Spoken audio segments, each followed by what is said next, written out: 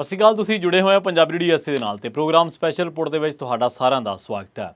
ਅੱਜ ਦੀ ਇਸ ਰਿਪੋਰਟ ਦੇ ਵਿੱਚ ਗੱਲਬਾਤ ਕਰਾਂਗੇ ਭਾਰਤ ਦੇ ਵਿੱਚ ਜਿਹੜੀਆਂ ਦਾਖਲਾ ਪ੍ਰੀਖਿਆਵਾਂ ਹੁੰਦੀਆਂ ਨੇ, ਇਮਤਿਹਾਨ ਹੁੰਦੇ ਨੇ, ਉਹਨਾਂ ਦੇ ਵਿੱਚ ਜਿਹੜੀ ਘੁਟਾਲੇਬਾਜ਼ੀ ਹੈ ਜਾਂ ਉਹਨਾਂ ਦੇ ਵਿੱਚ ਜਿਹੜਾ ਭ੍ਰਿਸ਼ਟਾਚਾਰ ਹੈ, ਉਹਨੇ ਕਿਵੇਂ ਭਾਰਤ ਦੀ ਅਗਲੀ ਪੀੜ੍ਹੀ ਦਾ ਜਿਹੜਾ ਨੱਕ ਆ ਉਹ ਇਹਨਾਂ ਚੀਜ਼ਾਂ ਦੇ ਨਾਲੋਂ ਮੋੜ ਕੇ ਰੱਖ ਦਿੱਤਾ ਹੈ। ਨੀਟ ਦੀ ਗੱਲ ਕਰਾਂਗੇ। ਨੀਟ ਦੇ ਵਿੱਚ ਹੁਣ 1500 ਕੁਛ ਵਿਦਿਆਰਥੀਆਂ ਦਾ ਜਿਹੜੀ ਦਾਖਲਾ 1563 ਵਿਦਿਆਰਥੀਆਂ ਦੀ ਜਿਹੜੀ ਪ੍ਰੀਖਿਆ ਉਹ ਇਮਤਿਹਾਨ ਆ ਉਹ ਦੁਬਾਰਾ ਲਏ ਜਾਣਗੇ। ਇਹਨਾਂ ਦੇ ਵਿੱਚ ਕਿਹੜੀ ਖਾਮੀ ਆਈ? ਨੀਟ ਦੇ ਨਤੀਜਿਆਂ ਤੋਂ ਬਾਅਦ ਲੋਕਾਂ ਦੇ ਵਿੱਚ ਇੰਨੀ ਬੇਚੈਨੀ ਕਿਉਂ ਹੈ? ਨੀਟ ਦੀ ਪ੍ਰੀਖਿਆ ਹੁੰਦੀ ਕਿਉਂ ਹੈ? ਭਾਰਤ ਦੇ ਵਿੱਚ ਕਦੋਂ ਕਿਹੜੇ ਇਮਤਿਹਾਨ ਜਿਨ੍ਹਾਂ ਦੇ ਉੱਤੇ ਉਂਗਲ ਉੱਠੀ? ਭਾਰਤ ਦੇ ਵਿੱਚ ਕਿਹੜੇ ਵੱਡੇ ਦਾਖਲਾ ਇਮਤਿਹਾਨਾਂ ਦੇ ਘੁਟਾਲੇ ਹੋਏ? ਭਾਰਤ ਦੇ ਵਿੱਚ ਕਿਹੜੇ ਦਾਖਲਾ ਇਮਤਿਹਾਨਾਂ ਦੇ ਨਾਲ ਰਿਕਰੂਟਮੈਂਟ ਜਿਹੜੇ ਸਕੈਮ ਹੋਏ, ਜਿਹੜੀ ਕਿ ਨੌਕਰੀ ਦੇ ਲਈ ਜਿਹੜੀ ਪ੍ਰੀਖਿਆ ਹੁੰਦੀ ਹੈ ਉਹਨਾਂ ਮਾਮਲਿਆਂ ਦੇ ਵਿੱਚ ਅੱਜ ਇਸ ਰਿਪੋਰਟ ਦੇ ਵਿੱਚ ਆਪਾਂ ਇਹਨਾਂ ਸਾਰੇ ਪਹਿਲੂਆਂ ਦੇ ਉੱਤੇ ਗੱਲਬਾਤ ਕਰਾਂਗੇ। ਜੇਕਰ ਤੁਸੀਂ ਇਹ ਦੇਖਣਾ ਹੋਵੇ ਕਿ ਜਿਹੜੇ ਸਿਸਟਮ ਨੂੰ ਚਲਾਉਣ ਵਾਲੇ ਅਨਪੜ੍ਹ ਤੇ ਜ਼ਾਹਲ ਕਿਸਮ ਦੇ ਲੋਕ ਆ ਉਹ ਕਿਵੇਂ ਸਿਸਟਮ ਦੇ ਵਿੱਚ ਨਾਕਾਮੀਆਂ ਦੇ ਉੱਤੇ ਪਰਦਾਪੋਸ਼ੀ ਕਰਦੇ ਨੇ ਜਾਂ ਉਹ ਕਿਵੇਂ ਨਾਕਾਮੀਆਂ ਨੂੰ ਲੁਕਾਉਂਦੇ ਨੇ, ਤੇ ਇਹਦੇ ਲਈ ਭਾਰਤ ਦੇ ਹੁਣ ਦੇ ਜਿਹੜੇ ਨਵੇਂ ਬਣੇ ਜਿਹੜੇ ਐਜੂਕੇਸ਼ਨ ਮਿਨਿਸਟਰ ਨੇ ਧਰਮਿੰਦਰ ਪ੍ਰਧਾਨ, ਉਹਨਾਂ ਦਾ ਬਿਆਨ ਦੇਖ ਲਓ। ਧਰਮਿੰਦਰ ਪ੍ਰਧਾਨ ਕਹਿ ਕੀ ਰਹੇ ਨੇ? ਪਹਿਲੀ ਗੱਲ ਤਾਂ ਜੇਕਰ ਤੁਸੀਂ ਧਰਮਿੰਦਰ ਪ੍ਰਧਾਨ ਜਿਹੜੇ ਕਿ ਨਵੀਂ ਸਰਕਾਰ ਦੇ ਵਿੱਚ ਮੰਤਰੀ ਨੇ, ਮੰਤਰੀ ਤੋਂ 2-3 ਸਾਲ ਪੁਰਾਣੇ ਨੇ, ਉਹਨਾਂ ਦਾ ਜੇਕਰ ਟਵਿੱਟਰ ਹੈਂਡਲ ਜਾ ਕੇ ਦੇਖੋਗੇ ਤਾਂ ਉਸ ਟਵਿੱਟਰ ਹੈਂਡਲ ਨੂੰ ਐਂ ਸ਼ਿੰਗਾਰਿਆ ਹੋਇਆ ਮੋਦੀ ਦੀਆਂ ਤਸਵੀਰਾਂ ਦੇ ਨਾਲ, ਜਿਵੇਂ ਕੋਈ ਬੱਚੇ ਕੋਲੇ ਸਟਿੱਕਰਾਂ ਦਾ ਵੱਡਾ ਸਾਰਾ ਡੱਬਾ ਉਹਨੂੰ ਲੱਭ ਜਾਵੇ ਤੇ ਕੋਈ ਨਾ ਹੋਵੇ ਦੇਖਦਾ ਤੇ ਉਹ ਕਾਰ ਕੋਈ ਸਟਿੱਕਰਾਂ ਦੇ ਨਾਲ ਭਰ ਦੇਵੇ। ਮਤਲਬ ਇੰਨਾ ਉਹਨੇ ਸ਼ਿੰਗਾਰਿਆ ਹੋਇਆ ਧਰਮਿੰਦਰ ਪ੍ਰਧਾਨ ਨੇ। ਦੂਜਾ ਐਜੂਕੇਸ਼ਨ ਮਿਨਿਸਟਰ ਨੇ 3 ਸਾਲਾਂ ਤੋਂ ਇੱਕ ਵੀ ਟਵੀਟ ਇਹਨਾਂ ਦਾ ਐਜੂਕੇਸ਼ਨ ਦੇ ਉੱਤੇ ਨਹੀਂ ਹੈ। ਤੇ ਐਜੂਕੇਸ਼ਨ ਦੇ ਉੱਤੇ ਜਿਹੜੀਆਂ ਉਂਗਲਾਂ ਉੱਠ ਰਹੀਆਂ ਨੇ, ਨੀਟ ਦੇ ਨਤੀਜਿਆਂ ਤੇ ਜਿਹੜੀਆਂ ਉਂਗਲਾਂ ਉੱਠ ਰਹੀਆਂ ਨੇ, ਉਹਨਾਂ ਬਾਬਤ ਇਹਨਾਂ ਨੇ ਇੱਕ ਟਵੀਟ ਕੀਤਾ। ਇਹਨਾਂ ਨੇ ਇੱਕ ਸਟੇਟਮੈਂਟ ਦਿੱਤੀ ਹੈ, ਟਵੀਟ ਤਾਂ ਨਹੀਂ ਕਹਿ ਸਕਦੇ, ਸਟੇਟਮੈਂਟ ਦਿੱਤੀ ਹੈ ਕਿ ਕਾਂਗਰਸ ਇਹਨਾਂ ਨਤੀਜਿਆਂ ਦੇ ਉੱਤੇ ਸਿਆਸਤ ਨਾ ਕਰੇ। ਹੁਣ ਧਰਮਿੰਦਰ ਪ੍ਰਧਾਨ ਸਾਹਿਬ, ਤੁਸੀਂ ਦੱਸ ਦਿਓ ਕਿ ਸਿਆਸਤ ਕਿਉਂ ਨਾ ਕਰੇ? ਜਿਹੜੇ ਸਵਾਲ ਉੱਠ ਰਹੇ ਨੇ ਨੀਟ ਦੇ ਪ੍ਰਬੰਧਨ ਨੂੰ ਲੈ ਕੇ ਜਾਂ ਇਹਨਾਂ ਪ੍ਰੀਖਿਆਵਾਂ ਨੂੰ, ਇਹਨਾਂ ਇਮਤਿਹਾਨਾਂ ਦੇ ਨਤੀਜਿਆਂ ਤੋਂ ਬਾਅਦ ਉਹਨਾਂ ਨੂੰ ਹੈਂਡਲ ਕਰਨ ਦੇ ਤਰੀਕਾਕਾਰ ਦੇ ਉੱਤੇ ਕਿ ਤੁਸੀਂ ਉਹਨਾਂ ਸਵਾਲਾਂ ਨੂੰ ਐਡਰੈਸ ਕਰੋਗੇ? ਇਹ ਕਹਿ ਕੀ ਰਹੇ ਨੇ? ਇਹ ਕਹਿ ਰਹੇ ਨੇ ਸਿਆਸਤ ਨਾ ਕਰੋ, ਕੋਈ ਪੇਪਰ ਲੀਕ ਨਹੀਂ ਹੋਇਆ। ਤੁਸੀਂ ਜਾਂਚ ਕਰਵਾ ਲਈ ਹੈ ਕਿ ਪੇਪਰ ਲੀਕ ਨਹੀਂ ਹੋਇਆ? ਤੁਹਾਡੀ ਜਾਂਚ ਦੇ ਵਿੱਚ ਇਹ ਗੱਲ ਸਾਹਮਣੇ ਆ ਚੁੱਕੀ ਹੈ ਕਿ ਪੇਪਰ ਲੀਕ ਨਹੀਂ ਹੋਇਆ, ਇਹ ਕੁਛ ਹੋਰ ਕਾਰਨ ਨੇ। ਪਹਿਲੀ ਗੱਲ ਤਾਂ ਜਾਂਚ ਦੀ ਹੈ। ਦੂਜੀ ਗੱਲ ਇਹ ਹੈ ਕਿ 3 ਸਾਲਾਂ ਦੇ ਵਿੱਚ ਧਰਮਿੰਦਰ ਪ੍ਰਧਾਨ ਦੀ ਪ੍ਰਾਪਤੀ ਕੀ ਹੈ, ਇਹਦੇ ਉੱਤੇ ਆਪਾਂ ਗੱਲਬਾਤ ਜਿਹੜੀ ਆ ਉਹ ਇਸ ਰਿਪੋਰਟ ਦੇ ਵਿੱਚ ਕਰਾਂਗੇ। ਤੇ ਗੁਜਰਾਤ ਮਾਡਲ, ਕਿਉਂਕਿ ਲਗਾਤਾਰ ਤੀਜੀ ਵਾਰ ਗੁਜਰਾਤ ਦੇ ਵਿੱਚੋਂ ਸਰਕਾਰ ਰਿਪੀਟ ਹੋਈ ਹੈ, ਗੁਜਰਾਤ ਮਾਡਲ 'ਤੇ ਵੀ ਗੱਲਬਾਤ ਕਰਾਂਗੇ। ਕਿਉਂਕਿ ਗੁਜਰਾਤ ਦੇ ਵਿੱਚ ਇੱਕ ਜਿਹੜਾ ਪੇਪਰ ਲੀਕ ਹੋਇਆ ਸੀ, ਭਰਤੀ ਘੁਟਾਲਾ ਮਾਡਲ ਹੈ ਗੁਜਰਾਤ ਦਾ, 11 ਪੇਪਰ ਲੀਕ ਹੋਏ ਹੈ, 201 ਦੋਸ਼ੀ ਬੰਦੇ ਹੈ। ਜਿਹੜਾ ਚੋਣਕਰਤਾ ਬੋਰਡ ਦਾ ਪ੍ਰੈਜ਼ੀਡੈਂਟ ਸੀਗਾ, ਮੁਖੀ ਸੀਗਾ ਉਹਨੂੰ ਕਹਿ ਸਕਦੇ ਹਾਂ, ਉਹਦਾ ਅਸਤੀਫਾ, ਸਜ਼ਾ ਇੱਕ ਵੀ ਨਹੀਂ ਹੋਈ। ਇਹ ਗੁਜਰਾਤ ਮਾਡਲ ਹੈ।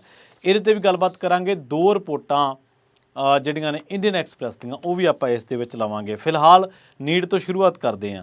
ਨੀਟ ਉਹ ਪੇਪਰ ਹੈ ਕਹਿੰਦੇ ਜਿਹਦੇ ਨਾਲ ਡਾਕਟਰੀ ਦੀ ਪੜ੍ਹਾਈ ਦੇ ਚਾਹਵਾਨ ਵਿਦਿਆਰਥੀ ਸ਼ਾਮਲ ਹੁੰਦੇ ਆ ਤੇ ਇਹਦੇ ਆਧਾਰ 'ਤੇ ਉਹਨਾਂ ਨੂੰ ਮੈਡੀਕਲ ਕਾਲਜਾਂ ਦੇ ਵਿੱਚ ਦਾਖਲਾ ਮਿਲਦਾ। ਨੈਸ਼ਨਲ ਟੈਸਟਿੰਗ ਏਜੰਸੀ ਨੇ ਗ੍ਰੇਸ ਅੰਕ ਰੱਦ ਕਰਕੇ 1563 ਵਿਦਿਆਰਥੀਆਂ ਲਈ ਪਰਚਾ ਦੁਬਾਰਾ ਲੈਣ ਦਾ ਫੈਸਲਾ ਲਿਆ। ਇਹ ਨੀਟ ਦੇ ਨਾਲ ਜੁੜੇ ਵਿਵਾਦ ਦੇ ਵਿੱਚ ਇੱਕ ਵੱਡਾ ਫੈਸਲਾ ਮੰਨਿਆ ਜਾ ਰਿਹਾ ਹੈ। ਇਸ ਮਾਮਲੇ ਦੀ ਗਹਿਰਾਈ, ਇਸ ਮਾਮਲੇ ਦੀ ਸੰਗੀਨਤਾ ਤੁਸੀਂ ਇੱਥੋਂ ਸਮਝ ਸਕਦੇ ਹੋ ਕਿ ਇਹਦੇ 'ਚ ਸੁਪਰੀਮ ਕੋਰਟ ਤੱਕ ਇਨਵੋਲਵ ਹੈ ਤੇ ਸੁਪਰੀਮ ਕੋਰਟ ਨੇ ਵੀ ਇਸ ਮਾਮਲੇ ਦੇ ਵਿੱਚ ਨੀਟ ਦੀ ਜਿਹੜੀ ਪ੍ਰੀਖਿਆ ਲੈਂਦੀ ਹੈ ਏਜੰਸੀ, ਨੈਸ਼ਨਲ ਟੈਸਟਿੰਗ ਏਜੰਸੀ, ਉਹਨੂੰ ਝਾੜ ਪਾਈ ਹੈ। ਤੇ ਇਹਦੇ ਨਾਲ ਉਹਨਾਂ ਨੇ ਕਿਹਾ ਕਿ ਜਵਾਬਦੇਹੀ ਤੈਅ ਹੋਣੀ ਚਾਹੀਦੀ ਹੈ, ਕਿਹੜੇ ਲੋਕ ਇਹਦੇ ਲਈ ਜ਼ਿੰਮੇਵਾਰ ਨੇ। ਔਰ ਇਹ ਜਿਹੜੇ ਧਰਮਿੰਦਰ ਪ੍ਰਧਾਨ ਵਰਗੇ ਲੋਕ ਨੇ ਜਾਂ ਹੋਰ ਲੋਕ ਜਿਹੜੇ ਭ੍ਰਿਸ਼ਟਾਚਾਰ ਕਰਦੇ ਨੇ, ਇਹਨਾਂ ਨੂੰ ਕੋਈ ਪਤਾ ਨਹੀਂ ਗਾ ਕਿ ਮਾਪੇ ਕਿੰਨੇ ਔਖੇ ਹੋ ਕੇ ਇਹਨਾਂ ਪ੍ਰੀਖਿਆਵਾਂ ਦੇ ਲਈ, ਇਹਨਾਂ ਇਮਤਿਹਾਨਾਂ ਦੇ ਲਈ ਤਿਆਰੀ ਕਰਦੇ ਆ। ਕਈ ਮੱਧ ਵਰਗੀ ਘਰਾਂ ਦੇ ਵਿੱਚ ਆਉਂਦੇ ਨੇ ਜਵਾਕ, ਕਈ ਐਸੇ ਜਵਾਕ ਨੇ ਜਿਹੜੇ 10-10, 12-12 ਘੰਟੇ ਦੀ ਪੜ੍ਹਾਈ ਕਰਕੇ ਬਾਅਦ ਦੇ ਵਿੱਚ ਕੋਈ 2-3 ਘੰਟਿਆਂ ਦੀ ਨੌਕਰੀ ਕਰਦਾ, ਕੋਈ ਕਿਸੇ ਥਾਂ 'ਤੇ, ਕੋਈ ਕਿਸੇ। ਬਥੇਰੇ ਜਵਾਕ ਅਜਿਹੇ ਨੇ ਜਿਹੜੇ ਅਖਬਾਰ ਤੱਕ ਬਣਦੇ ਨੇ ਸਵੇਰੇ ਉੱਠ ਕੇ ਕਿ ਉਹ ਨੀਟ ਦੀ ਪ੍ਰੀਖਿਆ ਲਈ ਕੁਛ ਪੈਸਾ ਇਕੱਠਾ ਕਰ ਸਕਣ। ਹਰੇਕ ਇੱਥੇ ਰਈਸ ਫੈਮਿਲੀ ਦੇ ਵਿੱਚੋਂ ਨਹੀਂ ਹੈ। ਹਰੇਕ ਧਰਮਿੰਦਰ ਪ੍ਰਧਾਨ ਵਰਗਾ ਥੋੜ੍ਹਾ ਕਿ ਜਿਹਨੂੰ ਟਵਿੱਟਰ ਦੇ ਉੱਤੇ ਮੋਦੀ ਦੀਆਂ ਫੋਟੋਆਂ ਲਾ ਕੇ ਮਹਿਕਮਾ ਮਿਲ ਜੂਗਾ। ਹਰੇਕ ਤਾਂ ਐਸਾ ਨਹੀਂ ਹੈ ਨਾ। ਕਿਸੇ ਨੇ ਕਰਜ਼ਾ ਲਿਆ ਹੋਇਆ, ਕਿਸੇ ਨੇ ਕੁਛ ਕੀਤਾ ਹੋਇਆ। ਇਹੀ ਕਾਰਨ ਹੈ ਕਿ ਜਦੋਂ ਇਹਨਾਂ ਪ੍ਰੀਖਿਆਵਾਂ ਦੇ ਵਿੱਚ ਧਾਂਦਲੀਆਂ ਹੁੰਦੀਆਂ, ਭ੍ਰਿਸ਼ਟਾਚਾਰ ਹੁੰਦਾ, ਪੇਪਰ ਲੀਕ ਹੁੰਦਾ, ਤੇ ਉਸ ਤੋਂ ਬਾਅਦ ਜਦੋਂ ਲੋਕਾਂ ਨੂੰ ਲੱਗਦਾ ਹੈ ਕਿ ਸਾਡੇ ਹੱਥ ਪੱਲੇ ਕੁਛ ਨਹੀਂ ਪੈਣਾ, ਨੌਜਵਾਨਾਂ ਨੂੰ ਲੱਗਦਾ ਹੈ ਕਿ ਸਾਡੀ ਜਿਹੜੀ ਮਿਹਨਤ ਆ ਉਹ ਬੇਕਾਰ ਹੈ, ਅਸੀਂ ਕਦੇ ਵੀ ਇਹਨਾਂ ਲੋਕਾਂ ਨੂੰ ਪਿੱਛੇ ਨਹੀਂ ਕਰ ਸਕਦੇ, ਅਸੀਂ ਕਦੇ ਵੀ ਨੌਕਰੀਆਂ 'ਤੇ ਨਹੀਂ ਜਾ ਸਕਦੇ, ਇਸੇ ਕਰਕੇ NCRB ਦੀ ਰਿਪੋਰਟ ਕਹਿੰਦੀ ਹੈ ਕਿ ਹਤਾਸ਼ ਹੋਏ ਮਨੋਬਲ ਡੇਗ ਚੁੱਕੇ ਵਿਦਿਆਰਥੀਆਂ ਨੇ ਪਿਛਲੇ ਸਾਲ 18,000 ਵਿਦਿਆਰਥੀਆਂ ਨੇ ਖੁਦਕੁਸ਼ੀ ਕੀਤੀ, ਜਿਹੜੇ ਸਤਾਏ ਨੇ ਇਸ ਗੰਦੇ ਸਿਸਟਮ ਦੇ ਹੱਥੋਂ, ਜਿਨ੍ਹਾਂ ਨੂੰ ਕੋਈ ਉਮੀਦ ਦੀ ਕਿਰਨ ਨਜ਼ਰ ਨਹੀਂ ਆ ਰਹੀ। ਇਸੇ ਕਰਕੇ ਲੋਕ ਕਈ ਜਿਹੜੇ ਸਿਆਣੇ ਨੇ ਉਹ ਕਹਿੰਦੇ ਨੇ ਕਿ ਠੀਕ ਹੈ, ਪੜ੍ਹਾਈ ਚੰਗੀ ਚੀਜ਼ ਹੈ, ਦਾਖਲਾ ਇਮਤਿਹਾਨਾਂ ਦੇ ਲਈ ਤਿਆਰੀ ਕਰਨੀ ਚਾਹੀਦੀ ਹੈ, ਬਹੁਤ ਚੰਗੀ ਚੀਜ਼ ਹੈ, ਪਰ ਕਦੇ ਵੀ ਇੱਕ ਪਲਾਨ ਲੈ ਕੇ ਨਾ ਚੱਲੋ, ਤੁਸੀਂ ਹੋਰਨਾਂ ਚੀਜ਼ਾਂ 'ਤੇ ਵੀ ਗੌਰ ਜਿਹੜੀ ਹੈ ਉਹ ਕਰ ਸਕਦੇ ਹੋ। ਖੈਰ, ਨੀਟ ਦੇ ਹੁਣ ਸਵਾਲ ਕਿਉਂ ਉੱਠ ਰਹੇ ਨੇ, ਉਹ ਟੈਕਨੀਕਲ ਕਾਰਨ ਕਿਹੜੇ ਨੇ? ਪਹਿਲੀ ਜਿਹੜੀ ਗੱਲ ਆ ਉਹ ਇਹ ਹੈ ਕਿ ਨੀਟ ਪ੍ਰੀਖਿਆ ਦੇ ਵਿੱਚ 67 ਵਿਦਿਆਰਥੀਆਂ ਨੇ ਪਹਿਲਾ ਦਰਜਾ ਹਾਸਲ ਕੀਤਾ ਹੈ। ਇਹ ਇੱਕ ਲਾਮਸਾਲ ਸਥਿਤੀ ਹੈ। 4 ਜੂਨ 2024 ਨੂੰ ਜਦੋਂ ਇਹਦਾ ਨਤੀਜਾ ਐਲਾਨਿਆ ਗਿਆ ਸੀਗਾ ਤੇ ਉਸ ਤੋਂ ਬਾਅਦ ਕਈ ਅਜਿਹੇ ਦਾਅਵੇ ਸਾਹਮਣੇ ਆਏ ਨੇ ਕਿ ਇਹ ਪ੍ਰੀਖਿਆ ਠੀਕ ਤਰੀਕੇ ਦੇ ਨਾਲ ਕੰਡਕਟ ਨਹੀਂ ਕੀਤੀ ਗਈ। ਟੌਪ ਰੈਂਕ ਤੇ ਆਉਣ ਵਾਲੇ 67 ਬੱਚਿਆਂ ਦੇ ਵਿੱਚੋਂ 6 ਤਾਂ ਅਜਿਹੇ ਨੇ ਜਿਨ੍ਹਾਂ ਨੇ ਹਰਿਆਣੇ ਦੇ ਇੱਕ ਹੀ ਇਮਤਿਹਾਨ ਕੇਂਦਰ ਦੇ ਵਿੱਚ ਇਮਤਿਹਾਨ ਦਿੱਤਾ ਸੀ। ਕੁਝ ਬੱਚਿਆਂ ਨੂੰ ਇਸ ਤਰ੍ਹਾਂ ਵੀ ਨੰਬਰ ਮਿਲੇ ਨੇ ਜੋ ਇਮਤਿਹਾਨ ਦੇ ਗਣਿਤ ਫਾਰਮੂਲੇ ਦੇ ਮੁਤਾਬਕ ਸੰਭਵ ਹੀ ਨਹੀਂ ਹੈਗੇ। ਹੁਣ ਇਹਨਾਂ ਦਾਅਵਿਆਂ ਨੂੰ ਰੱਦ ਕਰਦੇ ਹੋਏ ਨੀਟ ਲੈਣ ਵਾਲੇ ਜਿਹੜੇ ਨੈਸ਼ਨਲ ਟੈਸਟਿੰਗ ਏਜੰਸੀ ਨੇ ਇਮਤਿਹਾਨ ਦੇ ਵਿੱਚ ਕਿਸੇ ਵੀ ਧਾਂਦਲੀ ਜਾਂ ਪਰਚਾ ਲੀਕ ਹੋਣ ਦੇ ਸੁਭਾਵੀ ਇਲਜ਼ਾਮਾਂ ਤੋਂ ਇਨਕਾਰ ਕੀਤਾ। ਹਾਲਾਂਕਿ ਇਹ ਵੀ ਕਿਹਾ ਕਿ ਸਿਰਫ ਉਹਨਾਂ ਉਮੀਦਵਾਰਾਂ ਨੂੰ ਜ਼ਿਆਦਾ ਨੰਬਰ ਦਿੱਤੇ ਗਏ ਜਿਨ੍ਹਾਂ ਨੂੰ ਪ੍ਰਸ਼ਨ ਪੱਤਰ ਸਮੇਂ ਸਿਰ ਨਹੀਂ ਸੀ ਮਿਲਿਆ। ਹੁਣ ਜੇਕਰ ਸਮੇਂ ਸਿਰ ਕਿਸੇ ਬੱਚੇ ਨੂੰ ਪ੍ਰਸ਼ਨ ਪੱਤਰ ਨਹੀਂ ਸੀ ਮਿਲਿਆ ਤੇ ਆਪਾਂ ਅਕਸਰ ਦੇਖਿਆ ਸਕੂਲਾਂ ਕਾਲਜਾਂ ਦੇ ਵਿੱਚ ਉਹਦਾ ਸਮਾਂ ਵਧਾਇਆ ਜਾਂਦਾ, ਇਹ ਥੋੜ੍ਹਾ ਕਿ ਉਹਨੂੰ ਗ੍ਰੇਸ ਅੰਕ ਦਿੱਤੇ ਜਾਂਦੇ ਆ। ਖੈਰ, ਅੱਗੇ ਵੀ ਉਹ ਕਹਿੰਦੇ ਨੇ ਕਿ ਇਸ ਬਾਰੇ ਦੇਸ਼ ਦੀਆਂ ਕਈ ਅਦਾਲਤਾਂ ਦੇ ਵਿੱਚ ਮੁਕੱਦਮੇ ਕਰ ਦਿੱਤੇ ਗਏ ਨੇ, ਕਿਉਂਕਿ ਇਸ ਇਮਤਿਹਾਨ ਦੇ ਵਿੱਚ ਕਿਸੇ ਵੀ ਸਹੀ ਉੱਤਰ ਦੇ 4 ਅੰਕ ਸੀਗੇ ਕਹਿੰਦੇ, ਤੇ ਜਦ ਕਿ ਗਲਤ ਜਵਾਬ ਦਾ 1 ਨੰਬਰ ਕੱਟ ਲਿਆ ਜਾਂਦਾ ਸੀ। ਜਿਸ ਦਾ ਇੱਕ ਜਵਾਬ ਗਲਤ ਹੋਇਆ ਤਾਂ ਇਹਦਾ ਮਤਲਬ ਉਹਦੇ 4 ਨੰਬਰ ਕੱਟ ਲਏ ਜਾਣਗੇ ਜਾਂ 1 ਨੰਬਰ ਗਲਤ ਕੱਟ ਲਿਆ ਜਾਊਗਾ ਤੇ ਉਹਨੂੰ 720 ਦੇ ਵਿੱਚੋਂ 716 ਨੰਬਰ ਮਿਲਣ ਦੀ ਸੰਭਾਵਨਾ ਹੈ। ਸੋ ਪਰਚਾ ਲੀਕ ਹੋਣ ਦੇ ਵੀ ਇਲਜ਼ਾਮ ਕਹਿੰਦੇ ਸਾਹਮਣੇ ਆਏ ਨੇ। ਇਸ ਸਿਲਸਿਲੇ ਦੇ ਵਿੱਚ ਬਿਹਾਰ ਦੇ ਵਿੱਚ ਇੱਕ ਪੁਲਿਸ ਰਿਪੋਰਟ ਦਰਜ ਹੋਈ ਹੈ ਤੇ 13 ਜਣੇ ਗ੍ਰਿਫਤਾਰ ਨੇ। ਹੁਣ ਜਿਹੜੇ ਧਰਮਿੰਦਰ ਪ੍ਰਧਾਨ ਸਾਹਿਬ ਕਹਿ ਰਹੇ ਨੇ ਕਿ ਕੋਈ ਸਕੈਮ ਨਹੀਂ ਹੋਇਆ, ਕਿ ਪੇਪਰ ਲੀਕ ਨਹੀਂ ਹੋਇਆ, ਉਹ ਦੱਸ ਸਕਦੇ ਕਿ 14 ਜਣੇ ਕਿਉਂ ਹਿਰਾਸਤ ਦੇ ਵਿੱਚ ਲਏ ਬਿਹਾਰ ਦੇ ਵਿੱਚ? ਉਹ ਖੰਡਨ ਕਰ ਸਕਦੇ ਇਹਨਾਂ ਚੀਜ਼ਾਂ ਦਾ। ਖੈਰ, ਹੁਣ ਬਿਹਾਰ ਦੇ ਵਿੱਚ ਤਾਂ ਇਸ ਮਾਮਲੇ ਦੇ ਲਈ ਇੱਕ ਵਿਸ਼ੇਸ਼ ਜਾਂਚ ਟੀਮ ਬਣ ਚੁੱਕੀ ਹੈ। ਨੀਟ ਇਮਤਿਹਾਨ ਦੇ ਵਿੱਚ ਕਹਿੰਦੇ ਜਿਸ ਤਰ੍ਹਾਂ ਦੇ ਵਿਦਿਆਰਥੀਆਂ ਦੇ ਵਧੀਆ ਨੰਬਰ ਆਏ ਆ ਉਹਦੇ ਕਰਕੇ ਕੁਆਲੀਫਾਈਂਗ ਜਿਹੜਾ ਸਕੋਰ ਆ ਉਹ ਕਾਫੀ ਵੱਧ ਗਿਆ। ਪਿਛਲੇ 3 ਸਾਲਾਂ ਦੇ ਦੌਰਾਨ ਨੀਟ ਇਮਤਿਹਾਨ ਦਾ ਯੋਗਤਾ ਅੰਕ 130 ਸੀ, ਜਦਕਿ ਇਸ ਸਾਲ ਇਹ ਵੱਧ ਕੇ 164 ਹੋ ਗਿਆ। ਵਿਦਿਆਰਥੀਆਂ ਦੇ ਹੋਰ ਲੋਕਾਂ ਦਾ ਕੀ ਕਹਿਣਾ ਹੈ? ਪਿਛਲੇ ਕੁਝ ਦਿਨਾਂ ਤੋਂ ਸੋਸ਼ਲ ਮੀਡੀਆ ਉੱਤੇ ਵਿਦਿਆਰਥੀਆਂ ਤੇ ਕੋਚਿੰਗ ਸੈਂਟਰਾਂ ਨੇ ਬਹੁਤ ਸਾਰੀਆਂ ਸ਼ਿਕਾਇਤਾਂ ਕੀਤੀਆਂ ਨੇ। ਸਿੱਖਿਆ ਖੇਤਰ ਨਾਲ ਜੁੜੀ ਵੈਬਸਾਈਟ ਕਰੀਅਰਸ 360 ਦੇ ਮੋਢੀ ਮਹੇਸ਼ਵਰ ਪੇਰੀ ਨੇ ਇੱਕ ਮੀਡੀਆ ਅਦਾਰੇ ਨਾਲ ਗੱਲਬਾਤ ਕਰਦਿਆਂ ਦੱਸਿਆ ਕਿ ਪੂਰੇ ਮਾਮਲੇ ਦੇ ਵਿੱਚ ਗੰਭੀਰ ਗੜਬੜੀਆਂ ਨੇ। ਉਹਨਾਂ ਨੇ ਕਿਹਾ ਕਿ ਭਾਰਤ ਦੇ ਵਿੱਚ ਕਈ ਦਾਖਲਾ ਇਮਤਿਹਾਨ ਹੁੰਦੇ ਆ, ਆਮ ਤੌਰ ਤੇ ਕੁਝ ਵਿਦਿਆਰਥੀਆਂ ਦੇ ਹੁੰਦੇ ਆ ਜੋ ਵਧੀਆ ਨੰਬਰ ਲੈਂਦੇ ਨੇ, ਪਰ ਇਹ ਬਹੁਤ ਵੱਡਾ ਅਪਵਾਦ ਹੈ। ਇੱਥੇ 1-2 ਜਣਿਆਂ ਦੀ ਗੱਲ ਨਹੀਂ ਬਲਕਿ 67 ਜਣਿਆਂ ਦੀ ਗੱਲ ਹੈ। ਉਹ ਇਹ ਵੀ ਕਹਿੰਦੇ ਨੇ ਕਿ ਜਿਹੜਾ ਗ੍ਰੇਸ ਮਾਰਕਸ ਦਿੱਤੇ ਗਏ ਇਹਨਾਂ ਨੇ ਉਹ ਵੀ ਗੈਰ ਪਾਰਦਰਸ਼ੀ ਢੰਗ ਦੇ ਨਾਲ ਦਿੱਤੇ ਗਏ ਆ। ਜਦੋਂ ਕਹਿੰਦੇ ਕਿ ਪ੍ਰਸ਼ਨ ਕੁੰਜੀ ਨਤੀਜੇ ਤੋਂ ਪਹਿਲਾਂ ਛਪ ਜਾਂਦੀ ਸੀ ਤਾਂ ਸਿਰਫ NTA ਜਾਂ ਪੇਪਰ ਲੈਰੀ ਕੋਈ ਸੰਸਥਾ ਹੀ ਸਪਸ਼ਟ ਕਰਦੀ ਸੀ ਕਿ ਕਿਸੇ ਪਰਚੇ ਦੇ ਵਿੱਚ ਵਾਧੂ ਕਾਰਨ ਸਮੱਸਿਆ ਦੇ ਕਰਕੇ ਵਾਧੂ ਅੰਕ ਦਿੱਤੇ ਜਾ ਸਕਦੇ ਜਾਂ ਨਹੀਂ। ਤੇ ਉਸ ਤੋਂ ਬਾਅਦ ਕਹਿੰਦੇ ਜਦੋਂ ਨਤੀਜਾ ਐਲਾਨਿਆ ਗਿਆ ਤੇ ਲੋਕਾਂ ਨੇ ਵੀ ਸਵਾਲ ਚੁੱਕੇ ਕਿ 718 ਨੰਬਰ ਕਿਵੇਂ ਆ ਗਏ? ਜੇਕਰ ਗਲਤ ਦੇ 4 ਨੰਬਰ ਕੱਟੇ ਜਾਂਦੇ ਆ ਤੇ ਇਹਦਾ ਮਤਲਬ 20 ਦੇ ਵਿੱਚੋਂ 720 ਦੇ ਵਿੱਚੋਂ 716 ਆਉਣੇ ਚਾਹੀਦੇ ਸੀਗੇ। ਤੇ ਫਿਰ ਵੀ ਕਹਿੰਦੇ ਕਿ NTA ਇਹਦੇ ਬਾਰੇ ਕੋਈ ਜਿਹੜੀ ਨੈਸ਼ਨਲ ਟੈਸਟਿੰਗ ਏਜੰਸੀ ਹੈ ਉਹਦੇ ਬਾਰੇ ਕੋਈ ਸਪਸ਼ਟ ਜਵਾਬ ਨਹੀਂ ਦੇ ਸਕੀ। ਇਸ ਕਰਕੇ ਹੁਣ ਧਰਮਿੰਦਰ ਪ੍ਰਧਾਨ ਕੂਚੀਆਂ ਫੇਰ ਰਹੇ ਨੇ ਤੇ ਇਸੇ ਕਰਕੇ ਹੁਣ ਇਹ ਮਾਮਲਾ ਸੁਪਰੀਮ ਕੋਰਟ ਦੇ ਵਿੱਚ ਵੀ ਚਲਾ ਗਿਆ। ਤੇ ਉਸ ਤੋਂ ਬਾਅਦ ਜੇ ਆਪਾਂ ਗੱਲ ਕਰੀਏ ਤਾਂ ਗੁਜਰਾਤ ਦੇ ਜਿਹੜੇ ਭਰਤੀ ਘੁਟਾਲੇ ਦੀ ਮੈਂ ਗੱਲ ਕੀਤੀ ਸੀ, 11 ਪੇਪਰ ਲੀਕ ਹੋਏ ਆ, 201 ਦੋਸ਼ੀ ਹੈ। ਜਿਹੜਾ ਮੁਖੀ ਸੀ ਇਸ ਬੋਰਡ ਦਾ, ਜਿਹੜਾ ਸਿਲੈਕਸ਼ਨ ਬੋਰਡ ਸੀਗਾ, ਉਹਦਾ ਅਸਤੀਫਾ ਵੀ ਆ ਗਿਆ ਪਰ ਸਜ਼ਾ ਇੱਕ ਵੀ ਨਹੀਂ ਹੋਈ। ਖੈਰ, ਹੁਣ ਦੱਸਦੇ ਆ ਕਿ ਜਿਹੜਾ ਗੁਜਰਾਤ ਦੇ ਵਿੱਚ ਇਹਨਾਂ ਨੇ ਭਾਜਪਾ ਦੇ ਜਿਹੜਾ ਕਹਿੰਦੇ ਕਿ ਚੋਣ ਪੱਤਰ ਸੀਗਾ, ਮੈਨੀਫੈਸਟੋ ਸੀਗਾ, ਉਹਦੇ ਵਿੱਚ ਇਹਨਾਂ ਨੇ ਕਿਹਾ ਸੀਗਾ ਕਿ ਅਸੀਂ ਸਰਕਾਰੀ ਭਰਤੀ ਪ੍ਰੀਖਿਆਵਾਂ ਨੇ ਜਿਹੜੀਆਂ ਉਹਨਾਂ ਦੇ ਵਿੱਚ ਜਿਹੜੇ ਧਾਂਦਲੀਆਂ ਹੁੰਦੀਆਂ ਜਾਂ ਜਿਹੜੀਆਂ ਉਹਨਾਂ ਦੇ ਵਿੱਚ ਭ੍ਰਿਸ਼ਟਾਚਾਰ ਹੁੰਦਾ ਉਹਨੂੰ ਰੋਕਣ ਦੇ ਲਈ ਅਸੀਂ ਸਖਤ ਕਾਨੂੰਨ ਬਣਾਇਆ। ਉਹ ਕਹਿੰਦਾ ਕਿ ਪਰ ਆਪਾਂ ਗੁਜਰਾਤ ਦੇ ਵਿੱਚ ਹੀ ਚੱਲਦੇ ਹਾਂ। ਤੇ ਹੁਣ ਕਹਿੰਦੇ ਕਿ ਪੇਪਰ ਲੀਕ ਦਾ ਮਾਮਲਾ ਤਾਂ ਇੱਥੋਂ ਤੱਕ ਵੀ ਹੈ ਕਿ ਇੰਡੀਅਨ ਐਕਸਪ੍ਰੈਸ ਦੀ ਇੱਕ ਰਿਪੋਰਟ ਦੇ ਮੁਤਾਬਕ ਜਿਹੜੀ ਰਿਪੋਰਟ ਉਹਨਾਂ ਦੀ ਇੱਕ ਜਿਹੜੀ ਕੁੜੀ ਹੈ ਪੱਤਰਕਾਰ, ਉਹਨਾਂ ਦੀ ਛਾਪੀ ਵੀ ਹੈ, ਮਧੁਲਿਕਾ ਸੋਨਕਰ ਦੀ ਇੱਕ ਇੰਡੀਅਨ ਐਕਸਪ੍ਰੈਸ ਦੇ ਵਿੱਚ ਰਿਪੋਰਟ ਛਪੀ ਹੈ 8 ਜੂਨ 2024 ਨੂੰ, ਜਿਹੜੀ ਦੀ ਵਾਇਰ ਹਿੰਦੀ ਦੇ ਵਿੱਚ ਵੀ ਗੁਜਰਾਤ ਘੁਟਾਲੇ ਦੇ ਮਾਮਲੇ ਦੇ ਵਿੱਚ ਵੀ ਕੋਟ ਕੀਤੀ ਗਈ ਹੈ। ਉਹ ਰਿਪੋਰਟ ਦੇ ਵਿੱਚ ਕਿਹਾ ਗਿਆ ਕਿ ਐਗਜ਼ਾਮ ਪੇਪਰ ਲੀਕ ਹੈ ਜਿਹੜੇ ਉਹ ਬਹੁਤ ਵੱਡਾ ਇਸ਼ੂ ਬਣ ਗਿਆ ਦੇਸ਼ ਦੇ ਵਿੱਚ। ਜਿਹੜੇ ਵੱਡੇ ਇਸ਼ੂਜ਼ ਨੇ ਉਹਨਾਂ ਦੇ ਵਿੱਚ ਇੱਕ ਬਣ ਗਿਆ। ਉਹ ਕਹਿੰਦੇ ਕਿ ਇਹ ਉੱਤਰ ਪ੍ਰਦੇਸ਼, ਰਾਜਸਥਾਨ, MP, ਬਿਹਾਰ ਤੇ ਹੋਰ ਰਾਜਾਂ ਦੇ ਵਿੱਚ 18 ਤੋਂ 15 ਸਾਲ 25 ਸਾਲ ਦੇ ਜਿਹੜੇ ਸਟੂਡੈਂਟ ਆ ਉਹਨਾਂ ਵੋਟਰਾਂ ਦਾ ਇੱਕ ਕੀ ਇਸ਼ੂ ਹੈ। ਪਿਛਲੀਆਂ 5 ਸਾਲਾਂ ਦੇ ਵਿੱਚ ਉਹ ਕਹਿੰਦੇ 15 ਸਟੇਟਾਂ ਦੇ ਵਿੱਚ 41 ਪੇਪਰ ਲੀਕ ਹੋਏ ਆ, ਜਿਨ੍ਹਾਂ ਦੇ ਵਿੱਚ 1.64 ਕਰੋੜ ਯਾਨੀ ਕਿ 1 ਕਰੋੜ 40 ਲੱਖ ਲੋਕ ਜਿਹੜੇ ਨੌਕਰੀਆਂ ਲੱਭ ਰਹੇ ਸੀ ਉਹ ਪ੍ਰਭਾਵਿਤ ਹੋਏ ਆ।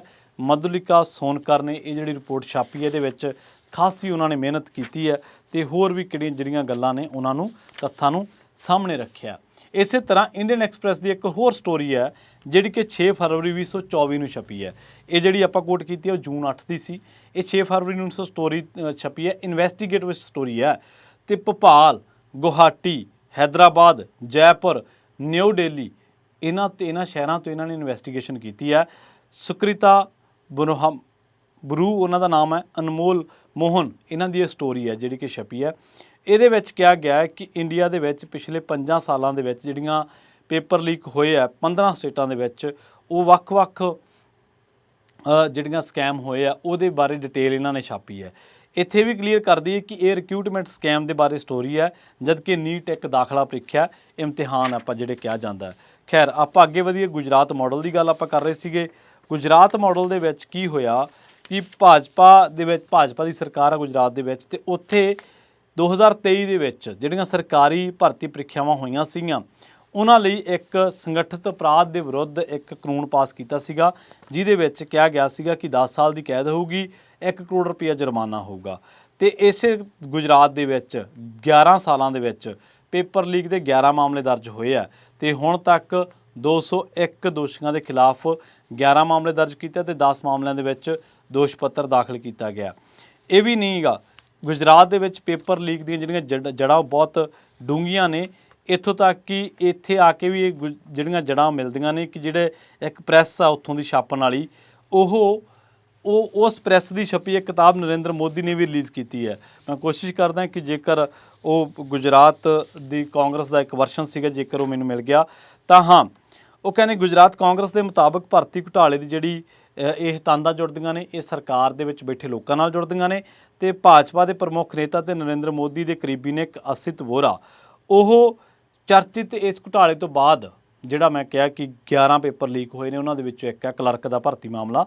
ਉਹ ਕਹਿੰਦੇ ਕਿ ਉਹ ਬੰਦਾ ਆਪਦੇ ਬੋਰਡ ਦੇ ਮੁਖੀ ਦੇ ਅਹੁਦੇ ਤੋਂ ਅਸਤੀਫਾ ਦੇ ਗਿਆ ਸੀਗਾ ਤੇ ਜਿਹੜੀ ਇਹ ਪ੍ਰਿੰਟਿੰਗ ਪ੍ਰੈਸ ਪੇਪਰ ਲੀਕ ਦੇ ਮਾਮਲਿਆਂ ਦੇ ਵਿੱਚ ਇਹ ਸੁਰਖੀਆਂ ਦੇ ਵਿੱਚ ਆਈ ਸੀ, ਉਹਨੇ ਕਦੇ ਮੋਦੀ ਦੀ ਕਿਤਾਬ ਛਾਪੀ ਸੀ। ਮੋਦੀ ਦੀ ਕਿਤਾਬ ਦਾ ਜਿਵੇਂ ਆਪਾਂ ਕਹਿੰਦੇ ਨਾ ਕਿਤਾਬਾਂ ਦਾ ਤਰਜਮਾ ਹੋ ਗਿਆ ਜਾਂ ਕਿਵੇਂ, ਉਹ ਪ੍ਰੈਸ ਉਹ ਹੈ। ਖੈਰ ਹੁਣ ਜਿਹੜਾ ਇਹ ਸੀਗਾ ਸਾਲ 2011 ਦੀ ਗੱਲ ਆ, 21 ਦੀ ਗੱਲ ਆ, ਮਾਫ ਕਰਨਾ, ਜਦੋਂ ਗੁਜਰਾਤ ਦੇ ਇੱਕ ਜਿਹੜਾ ਜਿਹਨੂੰ JSSSB ਕਹਿ ਦਿੰਦੇ ਆ, ਇਹਨਾਂ ਨੇ ਹੈੱਡ ਕਲਰਕ ਦੀਆਂ 186 ਪੋਸਟਾਂ ਕੱਢੀਆਂ। 12 ਦਸੰਬਰ 2021 ਨੂੰ ਰਾਜ ਦੇ ਲਗਭਗ ਕਹਿੰਦੇ 700 ਕੇਂਦਰਾਂ ਦੇ ਵਿੱਚ ਪ੍ਰੀਖਿਆ ਰੱਖੀ ਗਈ, ਇਮਤਿਹਾਨ ਰੱਖਿਆ ਗਿਆ। 88,000 ਉਮੀਦਵਾਰਾਂ ਨੇ ਇਹਦੇ ਵਿੱਚ ਹਿੱਸਾ ਲਿਆ। ਜਦੋਂ ਪਤਾ ਲੱਗਿਆ ਕਿ ਪ੍ਰੀਖਿਆ ਤੋਂ ਪਹਿਲਾਂ ਹੀ 10 ਤੋਂ 15 ਲੱਖ ਰੁਪਏ ਦੇ ਵਿੱਚ ਪੇਪਰ ਇਹਦਾ ਲੀਕ ਕਰ ਦਿੱਤਾ ਗਿਆ ਸੀ। ਇਹਨੂੰ ਪ੍ਰੀਖਿਆ ਨੂੰ ਬਾਅਦ ਦੇ ਵਿੱਚ, ਇਸ ਇਮਤਿਹਾਨ ਨੂੰ ਬਾਅਦ ਦੇ ਵਿੱਚ ਰੱਦ ਕਰਨਾ ਪਿਆ ਸੀ। ਇਹਦੇ ਵਿੱਚ ਜਿਹੜੀ ਪ੍ਰਿੰਟਿੰਗ ਪ੍ਰੈਸ ਚਰਚਾ ਦੇ ਵਿੱਚ ਆਈ ਸੀ ਉਹ ਸੀ ਸੂਰਿਆ ਆਫਸੈਟ ਪ੍ਰਿੰਟਿੰਗ ਪ੍ਰੈਸ। ਬਾਅਦ ਦੇ ਵਿੱਚ ਜਿਨ੍ਹਾਂ ਨੂੰ ਕਿਹਾ ਗਿਆ ਸੀ ਬੋਰਡ ਨੇ ਕਿ ਤੁਸੀਂ ਇਹ ਪੇਪਰ ਛਾਪ ਦਿਓ, ਉੱਥੋਂ ਹੀ ਇਹਨਾਂ ਬੰਦਿਆਂ ਨੇ ਗਾਂ ਪੇਪਰ ਲੀਕ ਕਰਤਾ। 30 ਤੋਂ ਜ਼ਿਆਦਾ ਲੋਕਾਂ ਨੂੰ ਗ੍ਰਿਫਤਾਰ ਕੀਤਾ ਗਿਆ ਸੀਗਾ ਮਾਰਚ 2022 ਤੋਂ, ਤੇ 14,000 ਪੰਨਿਆਂ ਦੀ ਚਾਰਜਸ਼ੀਟ ਜਿਹੜੀ ਉਹ ਦਾਖਲ ਕੀਤੀ ਗਈ ਸੀ ਇਸ ਮਾਮਲੇ ਦੇ ਵਿੱਚ। ਤੇ ਇਸ ਕਿਸ਼ੋਰ ਆਚਾਰੀਆ ਕੋਈ ਪ੍ਰਿੰਟਿੰਗ ਪ੍ਰੈਸ ਦਾ ਜਿਹੜਾ ਸੁਪਰਵਾਈਜ਼ਰ ਹੈ ਉਹਨੂੰ ਮੁੱਖ ਦੋਸ਼ੀ ਬਣਾਇਆ ਗਿਆ ਸੀਗਾ। ਤੇ ਇਸ ਪ੍ਰਿੰਟਿੰਗ ਪ੍ਰੈਸ ਦੇ ਮਾਲਕ ਮੁਦਰੇਸ਼ ਪ੍ਰੋਹਿਤ ਨੂੰ ਵੀ ਪੁੱਛ ਪੜਤਾਲ ਕੀਤੀ ਗਈ ਸੀ ਤੇ ਬਾਅਦ ਦੇ ਵਿੱਚ ਉਹਨੂੰ ਦਸੰਬਰ 2021 ਦੇ ਵਿੱਚ ਜ਼ਮਾਨਤ ਮਿਲ ਗਈ ਸੀਗੀ। ਇਸ ਮਾਮਲੇ ਦੇ ਵਿੱਚ ਵੀ ਬਹੁਤ ਵੱਡੇ ਪ੍ਰੋਟੈਸਟ ਹੋਏ। ਇਹ ਗੁਜਰਾਤ ਮਾਡਲ ਦਾ ਇੱਕ ਮਾਮਲਾ ਸੀਗਾ। ਵਿਆਪਮ ਘੁਟਾਲਾ ਤੁਹਾਨੂੰ ਯਾਦ ਹੋਣਾ ਹੈ, ਉਹ ਘੁਟਾਲੇ ਦੀਆਂ ਜੜ੍ਹਾਂ ਇੰਨੀਆਂ ਡੂੰਘੀਆਂ ਸੀਗੀਆਂ ਕਿ ਜਦੋਂ ਉਹਦੀ ਜਾਂਚ ਚੱਲ ਰਹੀ ਸੀ, ਮੱਧ ਪ੍ਰਦੇਸ਼ ਦਾ ਸੀਗਾ ਉਹ, ਜਾਂਚ ਦੇ ਚੱਲਦਿਆਂ ਕਈ ਲੋਕਾਂ ਨੇ ਆਤਮ ਹੱਤਿਆ ਕਰ ਲਈ ਸੀ ਕਿ ਸਾਡਾ ਜੇ ਇਹਦੇ ਵਿੱਚ ਨਾ ਆ ਗਿਆ ਅਸੀਂ ਤਾਂ ਉਮਰ ਲਈ ਜੇਲ੍ਹ ਦੇ ਵਿੱਚੋਂ ਨਿਕਲ ਨਹੀਂ ਸਕਾਂਗੇ। ਇੱਥੇ ਬੈਠ ਕੇ ਕੁਰਸੀਆਂ 'ਤੇ ਧਰਮਿੰਦਰ ਪ੍ਰਧਾਨ ਹੋਰੀ ਕਹਿ ਰਹੇ ਹੈ ਕਿ ਕਾਂਗਰਸ ਇਲਜ਼ਾਮ ਲਾ ਰਹੀ ਹੈ, ਸਿਆਸਤ ਕਰ ਰਹੀ ਹੈ, ਪਰ ਧਰਮਿੰਦਰ ਪ੍ਰਧਾਨ ਕਹਿਣਗੇ ਕਿ ਇਹ ਕੋਈ ਪੇਪਰ ਲੀਕ ਨਹੀਂ ਹੋਇਆ, ਉਹ ਇਹਦੇ ਸਬੂਤ ਰੱਖਣਗੇ ਕੋਈ? ਧਰਮਿੰਦਰ ਪ੍ਰਧਾਨ ਨੂੰ ਜੇ ਮਾੜੀ ਮੋਟੀ ਵੀ ਉਹਨਾਂ ਦੇ ਵਿੱਚ ਕੋਈ ਅਖਲਾਕ ਬਚਿਆ ਜਾਂ ਮਾੜੀ ਮੋਟੀ ਵੀ ਉਹਨਾਂ ਨੂੰ ਇਹਨਾਂ ਮਾਮਲਿਆਂ ਦੇ ਬਾਅਦ ਸ਼ਰਮ ਆਉਂਦੀ। ਜੇਕਰ ਪੇਪਰ ਲੀਕ ਨਹੀਂ ਹੋਇਆ ਤਾਂ ਜਿਹੜੇ ਲੋਕਾਂ ਦੇ ਸਵਾਲ ਨੇ, ਮਸਲਨ ਕਿ 67 ਬੰਦੇ ਕਿਵੇਂ ਪਹਿਲ ਨੰਬਰ ਤੇ ਆ ਗਏ, ਜਾਂ ਜਿਹੜਾ ਰੈਂਕ ਆ ਉਹ ਇੰਨਾ ਉੱਚਾ ਕਿਵੇਂ ਚਲਾ ਗਿਆ, ਜਾਂ ਜਿਹੜੇ 718 ਅੰਕ ਮਿਲੇ ਆ ਉਹ ਆਲਮ ਇਹ ਹੈ ਕਿ 1563 ਜਿਨ੍ਹਾਂ ਨੂੰ ਗ੍ਰੇਸ ਅੰਕ ਦਿੱਤੇ ਸੀ ਉਹਨਾਂ ਦੀ ਦੁਬਾਰਾ ਪ੍ਰੀਖਿਆ ਹੋਣੀ ਹੈ।